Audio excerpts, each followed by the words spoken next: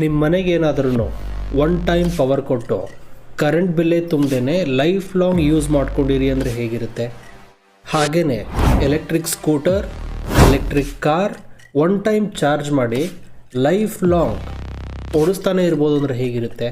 Train, bus, vehicles ಓಡಿಸೋದಕ್ಕೆ ಪೆಟ್ರೋಲೇ ಬೇಡ ಅಂದರೆ ಹೇಗಿರುತ್ತೆ? ಈ ಥರ ಏನಾದರೂ ಚಾನ್ಸ್ ಇದೆಯಾ? ಖಂಡಿತ ಇದೆ. ಆಲ್ರೆಡಿ ಈ ಟೆಕ್ನಾಲಜಿನ ಯೂಸ್ ಮಾಡಿಕೊಂಡು ಜಪಾನ್ನಲ್ಲಿ ಟ್ರೈನ್ನ ರನ್ ಮಾಡ್ತಾ ಇದ್ದಾರೆ.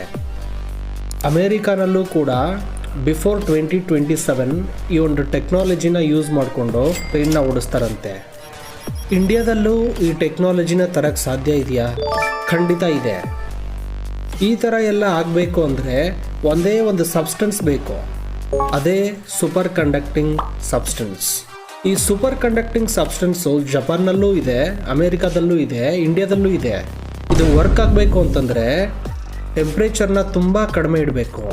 ಇಷ್ಟು ಕಡಿಮೆ ಅಂದರೆ 4 ಕೆಲ್ವಿನಿಂದ 35 ಕೆಲ್ವಿನ್ವರೆಗೂ ಇರ್ಬೋದು.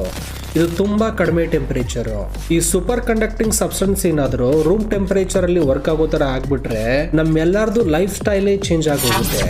ಆಲ್ರೆಡಿ ಈ ಸೂಪರ್ ಕಂಡಕ್ಟಿವಿಟಿನ ಕಂಡುಹಿಡಿದವ್ರಿಗೆ 3 ನೊಬೆಲ್ ಪ್ರೈಸಸ್ ಬಂದು ಹೋಗಿದೆ.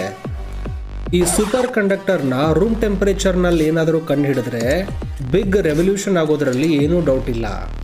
ಇದರ ಬಗ್ಗೆ ಏನಾದರೂ ಡೀಟೇಲ್ ವಿಡಿಯೋ ಬೇಕು ಅಂದರೆ ಕಮೆಂಟಲ್ಲಿ ತಿಳಿಸಿ.